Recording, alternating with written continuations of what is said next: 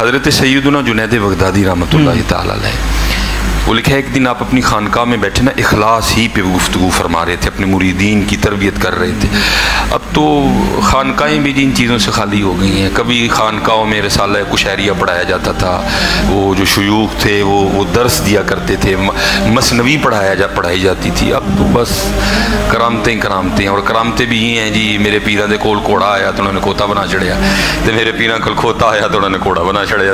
کرامتیں بھی یہی ہیں، وہ والی کرامتیں اب کہاں رہی جی؟ میرے پیر صاحب کے پاس فاسق و فاجر آیا، انہوں نے تہجد پڑھنے والا بنا دیا۔ میرے پیر صاحب کے پاس سود لینے والا آیا، انہوں نے حلال کھانے والا بنا دیا۔ بہت اچھے کرامتیں بھی ایسی ہیں جن کا نہ سارے نہ پاؤں ہے حضرت۔ بہرحال وہ حضور بلے شاہ کہتے ہیں نا، سچ آنکھاں دے پانبڑ بل دے، تو اوکھا کام ہے جی اس پہ کلام کرنا، اس لیے میں اسی پہ واپس آ جاتا ہوں حضرت۔ تو بڑا سنہرا دور تھا جی وہ، کہ جب شیوخ جو ہے نا اس طرح مریدین کی تربیت فرمایا کرتے تھے۔ تو شیخ نا اخلاص پہ گفتگو فرما رہے تھے۔ ایک مرید اجازت لے کے اٹھ کھڑا ہوا اور عرض کرتا ہے، حضرت آپ ہمیں اخلاص پہ آج ہماری تربیت فرما رہے ہیں، تو میری گزارش آپ کی بارگاہ میں یہ ہے کہ آپ ذرا شفقت فرمائیں کہ آپ نے اخلاص کہاں سے سیکھا تھا؟ جی آپ کے دور میں بڑے بڑے مشائخ موجود تھے، آپ کے شیخ حضرت جناب سیدنا سری ساکتی رحمۃ اللہ تعالی علیہ، بہت بڑا نام ہے حضرت، لیکن اس کے باوجود بھی یہ کمال تھا ان لوگوں کا حضرت جی، یہ ان کی کثر نفسی تھی کہ آپ نے فرمایا میں نے اخلاص اپنے محلے کے حجام سے سیکھا تھا حضرت، جو ہمارے محلے کا بال کاٹنے والا نا، میں نے اخلاص اس سے سیکھا تھا۔ عرض کی حضرت اتنے بڑے شیخ ایسے عام آدمی سے اخلاص سیکھا؟ فرمایا ہاں۔ عرض کی حضرت وہ کیسے؟ آپ نے فرمایا فقر کا دور تھا اور جنید کے پاس اتنے پیسے بھی نہیں تھے کہ جنید اپنے بال ہی کٹوا لے، اور آپ فرماتے شریعت جتنی اجازت دیتی تھی نا، میرے بال اس سے بھی بڑھ چکے تھے، لیکن میں معذور تھا، پیسے ہی نہیں تھے بال کٹوانے کے۔ فرماتے میں اسی حالت میں اپنے شیخ کی بارگاہ میں حاضر ہوا، آپ نے بال دیکھ کے فرمایا جنید جاؤ پہلے بال تو کٹواؤ۔ آپ فرماتے پیسے نہیں تھے لیکن عقیدہ مضبوط تھا۔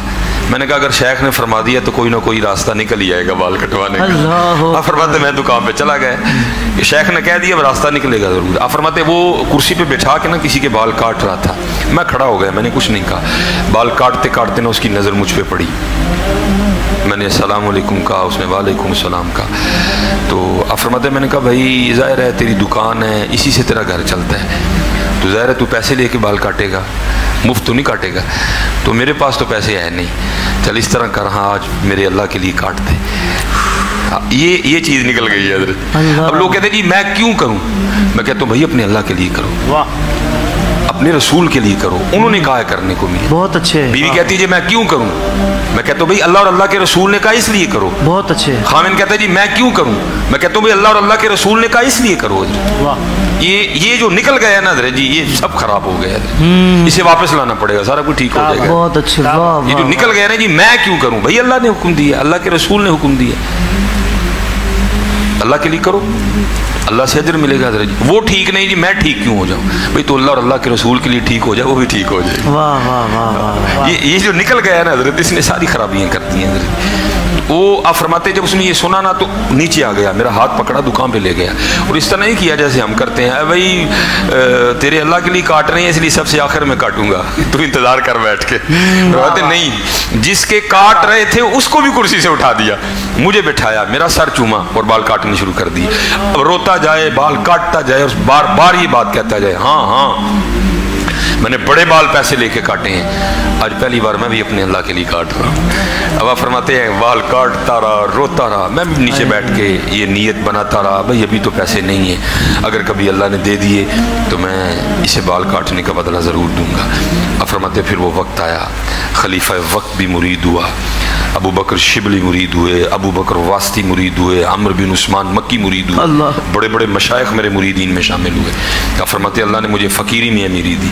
آپ فرماتے میں نے ایک تھیلی ڈالی بنائی، اس میں کچھ درہم ڈالے، کچھ دینار ڈالے، اور لیکن نہ میں اس کی دکان پہ چلا گیا، بوڑھا ہو چکا تھا۔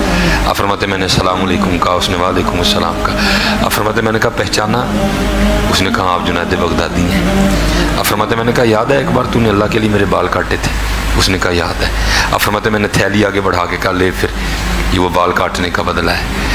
تو آپ فرماتے ہیں وہ مجھے اخلاص سکھاتے ہوئے آگے سے کہتا ہے جنید میں نے تو سمجھا تھا کہ آپ بہت بڑے صوفی ہو گئے ہیں، میں بھی آپ کا مرید ہو جاؤں، لیکن آپ کو تبھی تک تصوف کی ابتدا بھی نہیں آئی ہے۔ آپ فرماتے ہیں میں بڑا حیران ہوا کہ بال کاٹنے والا اب تصوف پہ گفتگو کرے گا، یہ مجھے بتائے گا کہ تصوف کیا ہے، لیکن کیونکہ بڑے لوگ تھے حضرت جی، تواضع تھی۔ آپ فرماتے ہیں میں نے اس سے کہا کہ بھائی پھر کیا ہے اخلاص، تم بتاؤ مجھے اخلاص کیا ہے، میں تو تم نے میرے اللہ کے لیے بال کاٹے تھے، میں آج اس کا بدلہ لے کے آیا ہوں، تو کیا ہے اخلاص؟ تو فرماتے وہ مجھے آگے سے کہتا ہے اے جنید اخلاص ہی ہے کہ جو کام اللہ کے لیے کیا جائے پھر لوگوں سے اس کا بدلہ نہیں لیتے ہیں۔